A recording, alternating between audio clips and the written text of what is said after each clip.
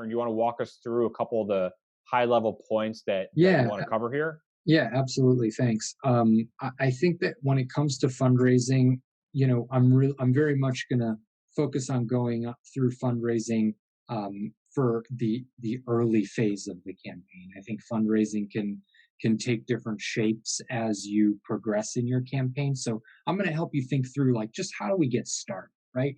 And I think Alex has previously hit the notion of the friends and family list and circle. And so we're going to just start with that, but also take it a step further in thinking about your fundraising audiences and building up your fundraising list. Um, then we're just going to talk a little bit about applying discipline to your fundraising approach, using call time, using a script, using talking points, trying out different fundraising asking strategies. And then we're going to talk about your donor audience and bucketing out your donor list and doing some goal setting and applying some goals and planning to your fundraising. Great. And I'll just give the disclaimer early on that if any candidates out there that are watching this and you're having trouble getting your fundraising going and you're having trouble engaging in this, a lot of people feel similarly. It's not something that comes natural to everybody. I know it was really challenging for me to call people and ask for money. And don't get discouraged by that process. It can be a little awkward in the beginning. I'm sure we're going to talk about that a little bit. But That's right. like everything else, there's a framework here, and if you can hit the right points, you'll be set up for success. So why don't you walk us Yeah. through some of No, those? no, that's great. So, obviously you want to start fundraising by building your list. And you're going to build your list similarly to the way that you built your email list, is by looking at everybody you know and trying to categorize them a little bit. But even there, I think people struggle because they're thinking, where do I go? So sometimes I think it also helps to just think about the different types of categories beyond the initial sort of friends and family group. There is also your professional network, and that's going to be coworkers, past bosses. If you were in sales, people that were potentially doing business with. You've got a bigger Rolodex.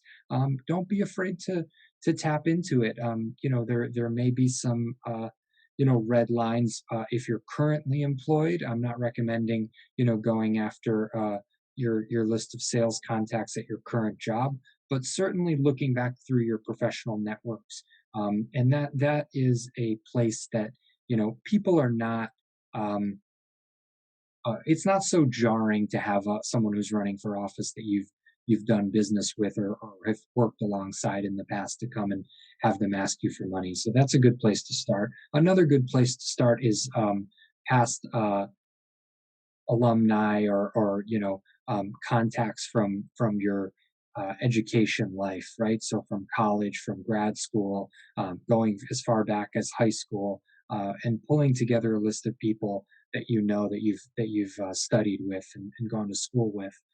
That's another great network, particularly if you're in the legal profession. If you're like a law student, if you were a law student, going back and having setting up some conversations with your law school professors, I think you'll find that there's a lot of people within that community that are going to be receptive and encouraging. And you're always thinking too about not just who can give money, but who can introduce me to five people that may give money as well.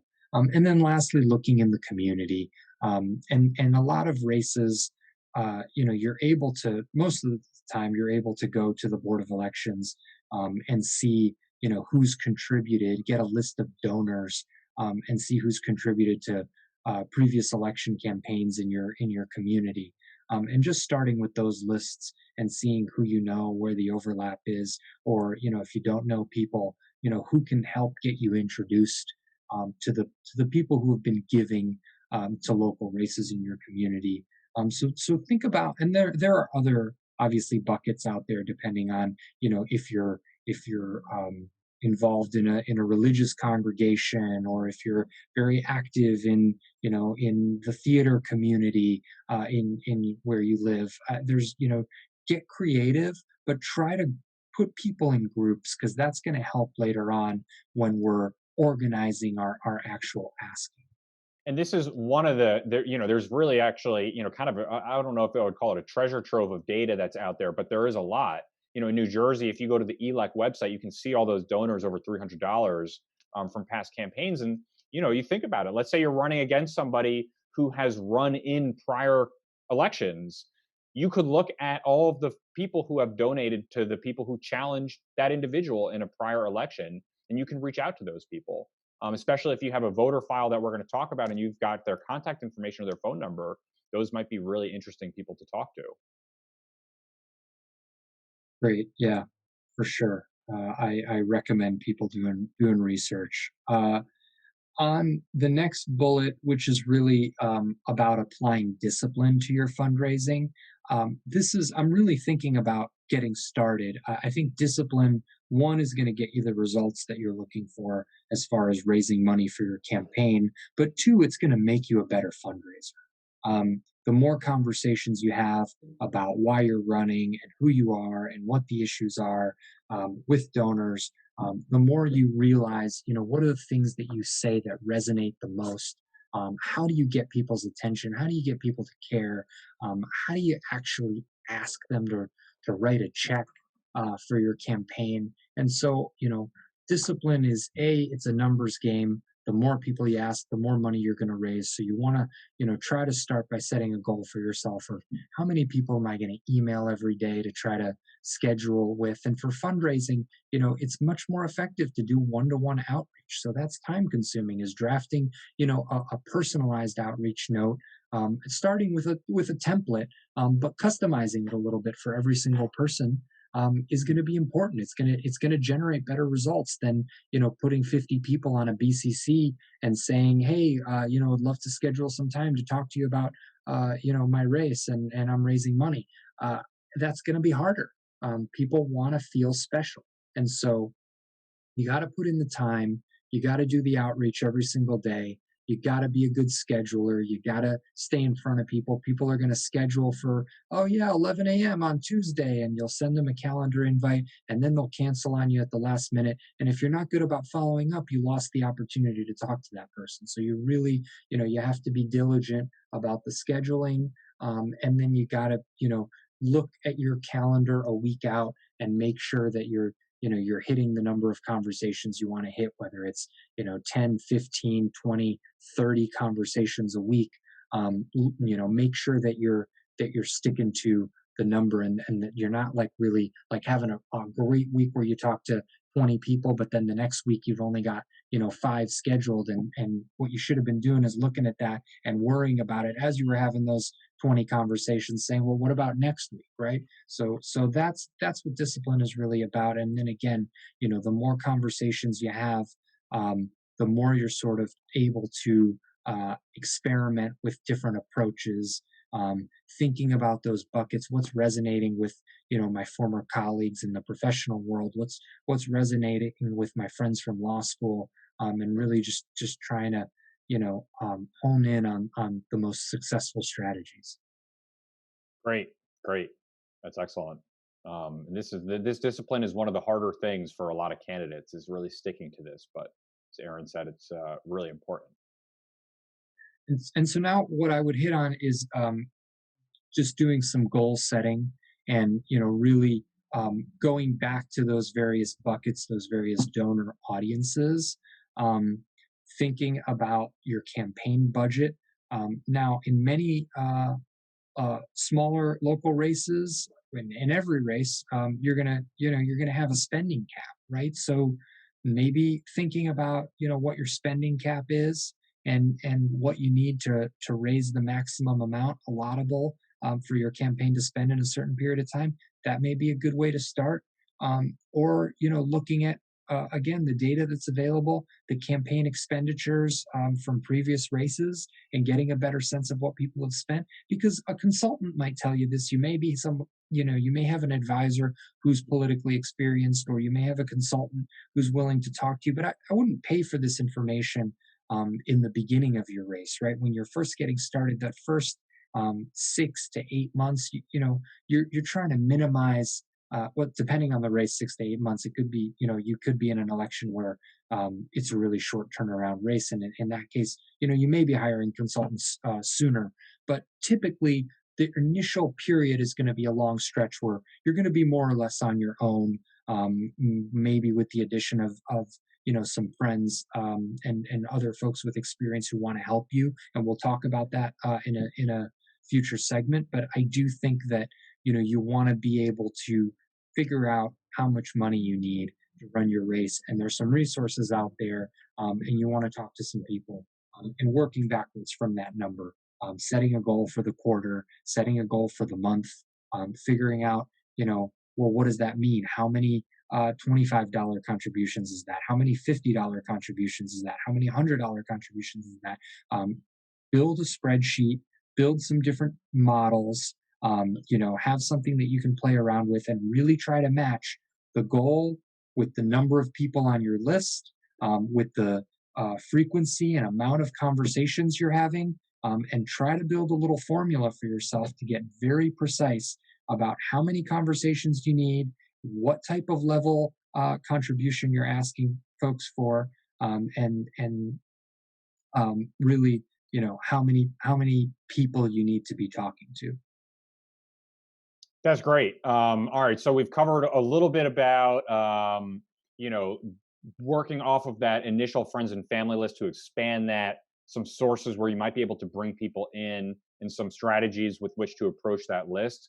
Talked a little bit about the importance of that call time, that dreaded call time for so many candidates, kind of getting locked in the room to meet your quotas of how many people you need to reach out to, how important the discipline of that is. And the last point that Aaron was covering, setting, looking at your budget for your campaign and making sure you're being data driven with what your goals are, and that you're staying on track for actually raising what you need to do to be able to fund your campaign properly. Is there anything else before we move on that you wanted to add about on the fundraising Yeah, side? yeah. Actually, people ask about fundraising events, and I think that fundraising events are a little bit of a mixed bag, when it comes particularly to local races, because you're typically going to spend money on hosting people at a venue or a local, even space. Pre-pandemic, we had a lot more options as far as where we could convene. I think now this question might be a little moot because people are doing a lot of online fundraisers, via Zoom and whatnot. I don't discourage candidates from organizing fundraisers, which are essentially getting a number of people together and asking them to all give, at once, making a little speech, and doing some Q&A, talking with people. Whether you're doing that in a in-person setting at a bar or a restaurant, or some other type of venue, or you're doing it online on Zoom, the concept is the same. My caveat when it comes to hosting fundraising events is just, think about how much effort and resources you're going to expend on organizing the event, and then weigh that in contrast with, how much you think you're going to be able to raise from the event. Because oftentimes, particularly if you're doing a lot of this work on your own, the time spent just organizing, pulling the fundraiser together, and the resources that you may have to pay for a venue and for other associated costs don't necessarily, they may outweigh the actual benefit of getting the people together and giving you money. That may not be the case. You may have a friend who's willing to donate a space or host you in their home. If they're hosting you in a commercial space, they have to count it as an in-kind contribution. Mhm. But it may be really easy, and they may offer to do all the organizing and have all of their friends over, and all you have to do is show up and collect the checks at the end of the night. That's great. You should absolutely do that. But if you're organizing a fundraising event yourself, you need to think about, how much time you're putting in, and whether or not that time was better spent just doing one-to-one outreach and getting on the phone with donors one-on-one. That's great. And And Go ahead. No, no, sorry. Well, one of this is a really small thing, but I just remember this got me it netted me a couple dozen small donors back when I was running, which was had set everything up on your website to be able to take credit cards online, which can be really valuable. Because I know certainly for me, I don't think I have any checks anymore. I wouldn't be able, and you can't, you shouldn't be dealing in cash ideally, and you may not even be able to, depending on the election laws where you are. But have a card reader. Carry that in your computer bag, your purse, your jacket pocket, or something. So if you bump into someone and you chat about the campaign and they want to give you money and they don't have any checks, you should never let an opportunity like that go away. And I took a couple dozen swiping friends' credit cards on my phone and said, "Oh, well, sorry, I don't have any money." I said, "Oh, no problem. I've got a credit card reader. Let's do this right here." And it's great because then they can enter their email address in, they get logged in there, and you can follow up with them. And so I mean, it's a really small detail, but every dollar is important, especially in the beginning of the campaign. Yeah, absolutely. That's a great point, and I've seen a lot of campaigns getting creative with that. The one other thing I'll touch on is your email list. You should absolutely be asking folks on your email list for money. I think that when you're first getting started, just going back to that conversation around email best practices, you may want to test the waters with one or two email sends that are not fundraising related to see what kind of open rates and click rates you're getting, and to kind of maybe weed out people who are unsubscribing or potentially even flagging your email as spam on those initial sends. And then, definitely at some point early on in the process, getting that email list a very targeted, very direct ask, uh, excuse me, and seeing how you do. And don't be disappointed if you don't raise a lot of money through your email list, and also don't necessarily count on it if you do raise money on your email list as a recurring source of revenue. I think that for local politics, it's raising money online is much harder. And particularly over social media is almost like impossible. But on your email list, I think you can get one or two sends, particularly around big moments, fundraising deadlines, end of the quarter, your birthday, and just seeing how you do. And if you do well, trying a few more times with some different types of asks. And I definitely encourage that. But it's certainly no substitute for the one-to-one outreach and the other stuff that we talked about in this segment. And that's probably a good segue, actually. How important the one to one is.